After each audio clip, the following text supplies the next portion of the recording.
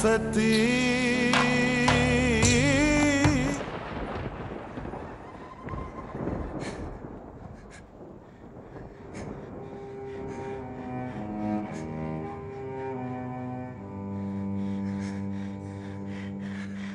অন্ধকারে তো কিছুই দেখতে পাচ্ছি না।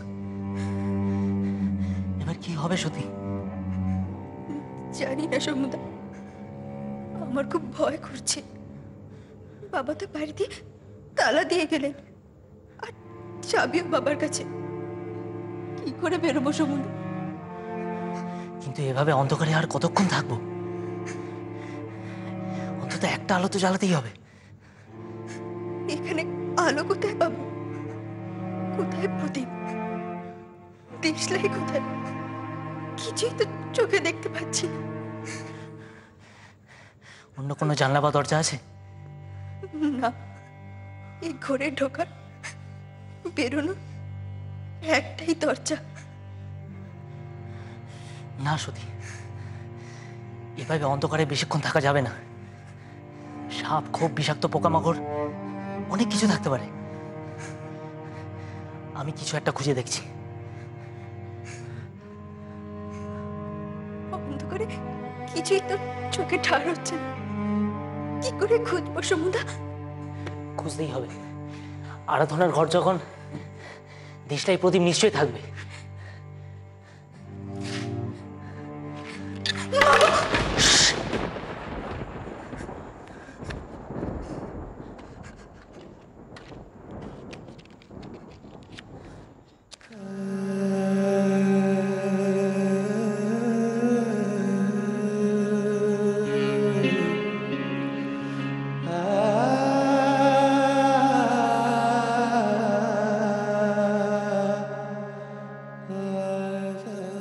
আমি দেশটাই যাচ্ছি, তুমি দেখো কোনো প্রদীপ খুঁজে পাও কিনা।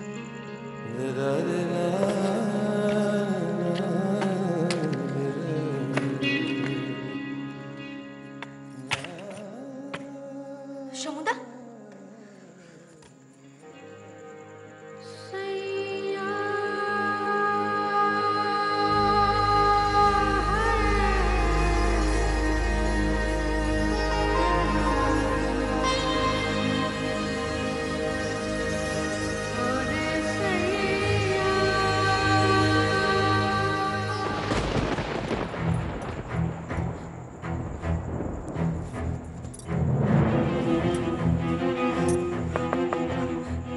সত্যি? এই সত্যি, সত্যি সুধা দিদি, সুধা দিদি যাচ্ছে। এই সত্যি, সুধা দিদি। বাবা কোথায়?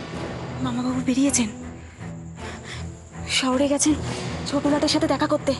তাহলে তাহলে কি হবে? আমরা বেরোবো কেমন করে সুধা দিদি? দাঁড়া সত্যি, ভয় পাস না, আমি দেখছি কি করা যায়। যে করেই হোক মামাবাবু আসার আগে আমাকে তালা খোলার বন্দোবস্ত করতেই হবে। ভয় পাস না তোরা, আমি আসছি।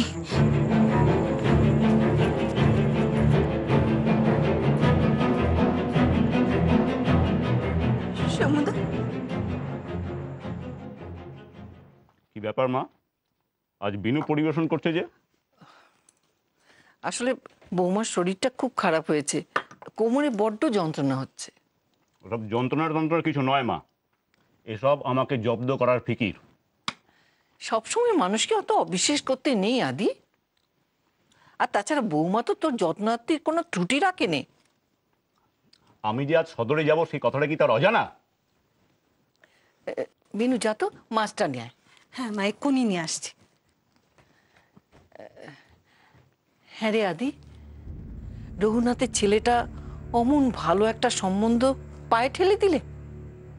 বড্ড খামখেয়ালি ছেলে, বিয়ে নিয়ে এত টালবাহানা মোটেই ভালো নয়।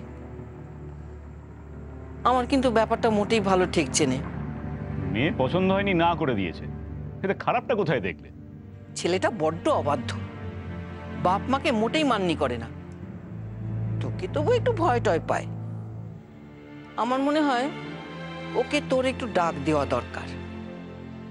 মোটেই ভালো কথা শোনার পাত্রও নয়, একটু ধমক ধমক দিলে তবে যদি শুনি। কি ব্যাপার বলো তো মা, সোমনাথের বিয়ে নিয়ে তোমার একটু বেশি মাথা ব্যথা বলে মনে হচ্ছে। শোনো মা, তোমার মতন কিন্তু আমার হাতে সময় নেই, আমার আরো 5টা কাজ আছে। আর কতক্ষণ বসে থাকবো? আমার তো দেরি হয়ে যাচ্ছে নাকি? এ তো মাছ আনতে গেছে তো গেছেই। সরাও এসব, আমার দেরি হয়ে যাচ্ছে। শোনো মা, প্রতিমাকে খবর দাও, বেরোবার সময় আমি তার মুখ দেখে বেরোবো। দাদা, বেরোচ্ছ কাজে, দুধটা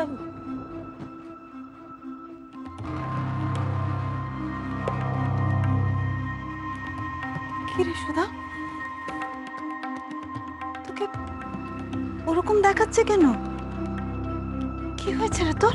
কই কিছু না তো।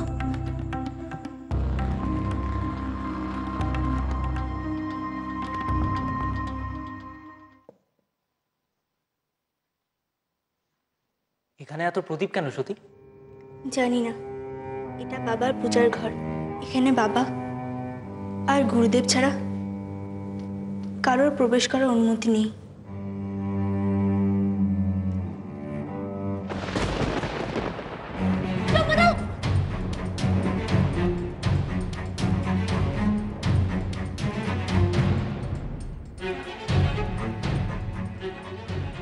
ওগুলো কি সতী?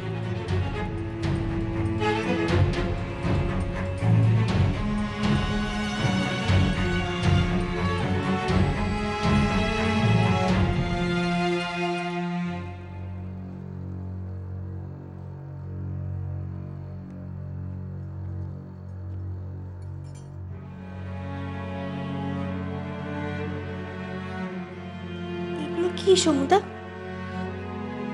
এগুলো অনেক প্রাচীন পুঁথি, বাবার কাছে কিছু দেখেছিলাম, তবে সেগুলো এরকম নয়। এর ভাষাটাও আলাদা, ঠিক বুঝতে পারছি না। কিন্তু এইসব জিনিস দিয়ে এখানে কি হয় সতী? জানি না সমুদা। এই ঘরে রাতের পর রাত বাবা আর গুরুদেব কি করেন কেউ জানে না। তবে কি বড় কর্তা এখানে কোনো সাধনা করেন?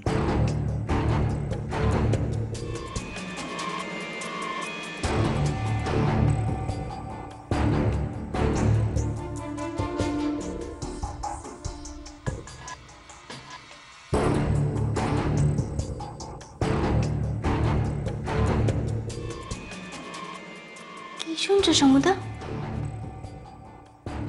আওয়াজটা কেমন ভাবা লাগছে। কান পাতো।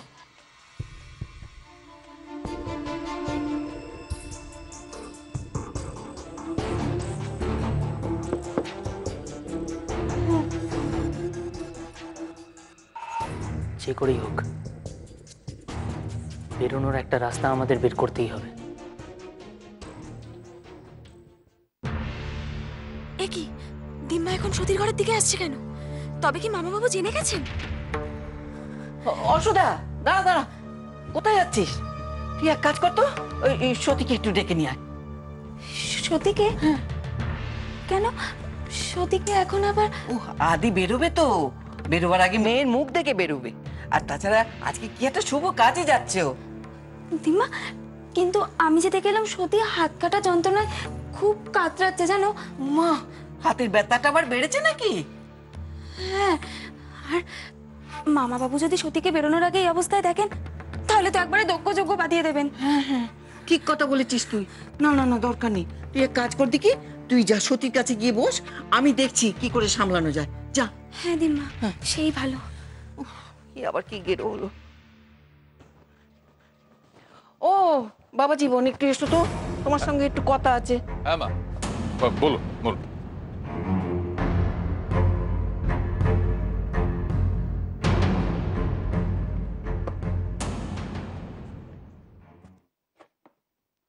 ঠিক আছে ঠিক আছে।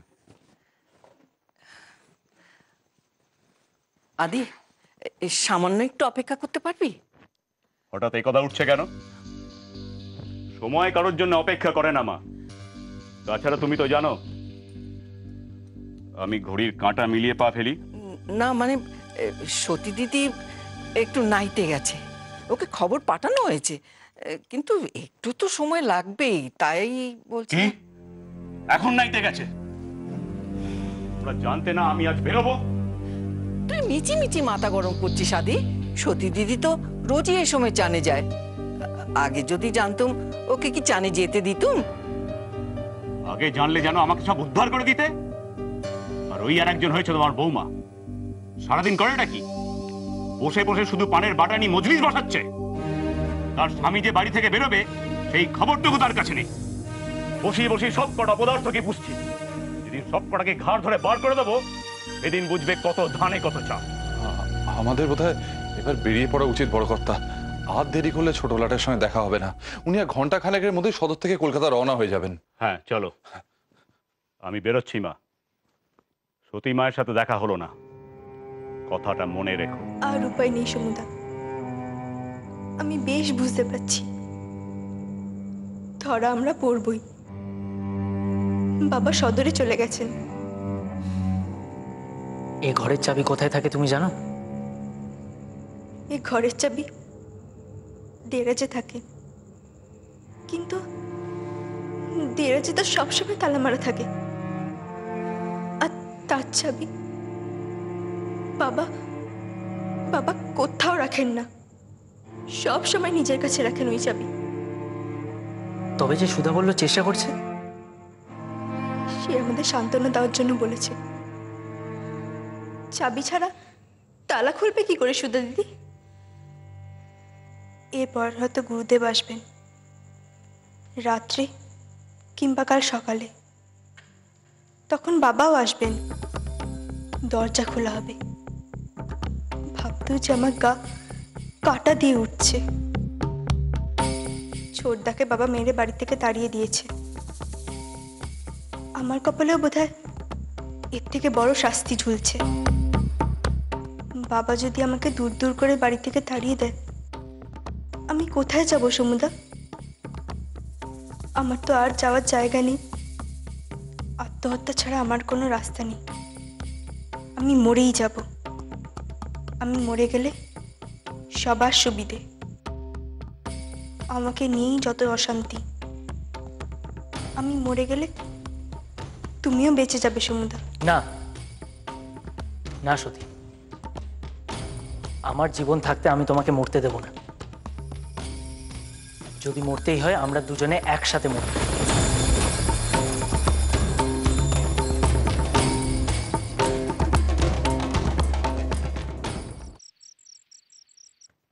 সতী, সুধা, কি রে সুধা, কোথায় গেলি? সারা দিচ্ছিস না কেন? এই দুটো গেল কোথায়?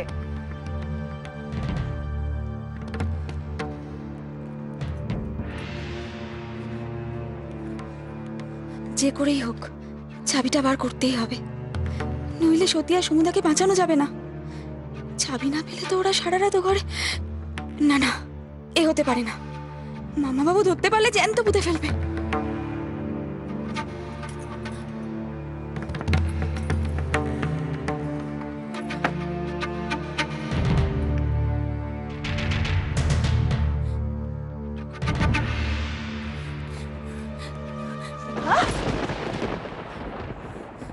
তুই এখানে কি করছিস?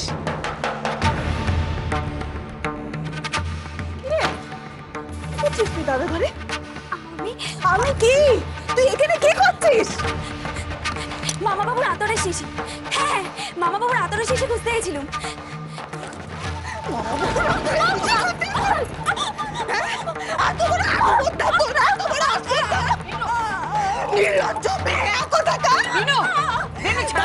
কাউকে কিছু না বলে ঢুকে একা একা সব জিনিস হাতাচ্ছিলি। তোর ধরে কথা শুনলো না। বিনু,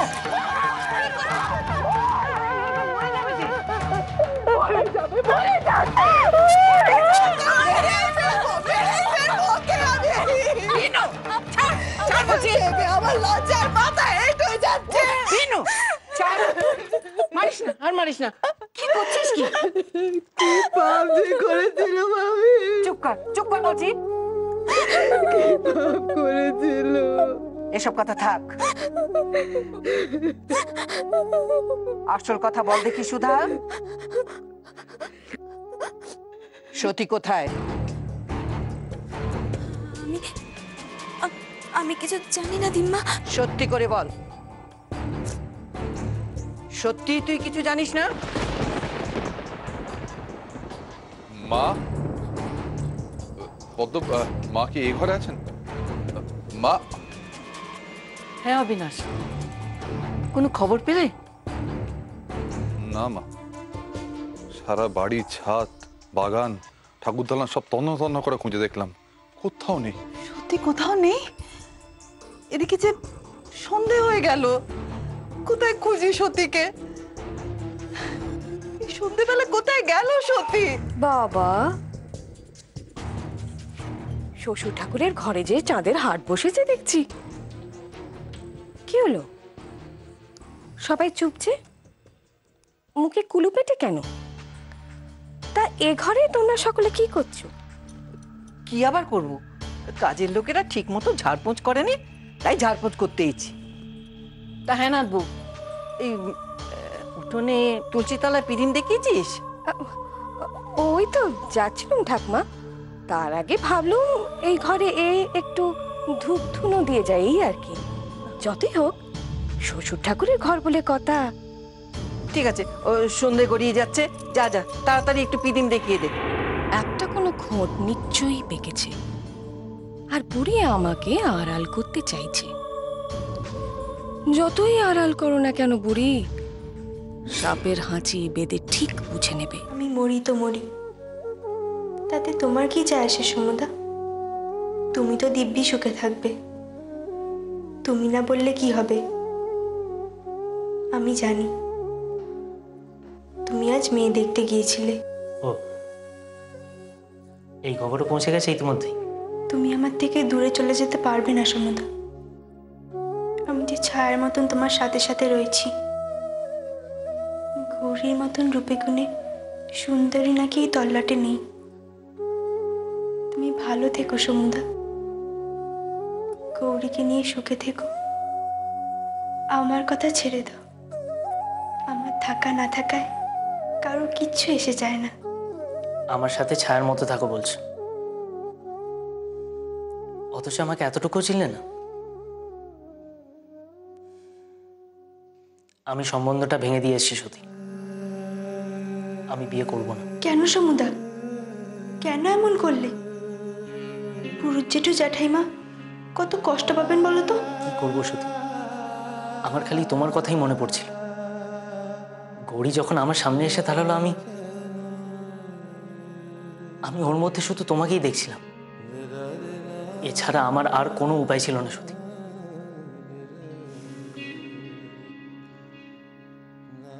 শুতে বসতে খেতে পড়তে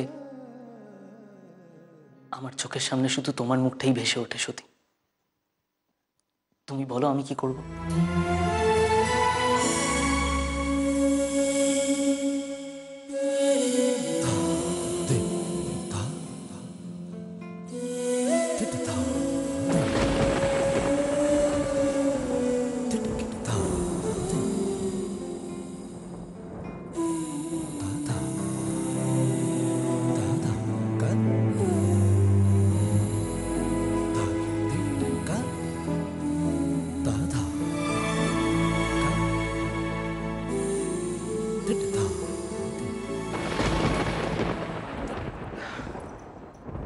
আমিও আসি মা।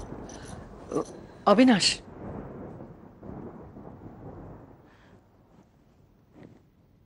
একবার সোমনাথের বাড়িতে গিয়ে দেখিস তো। যাও।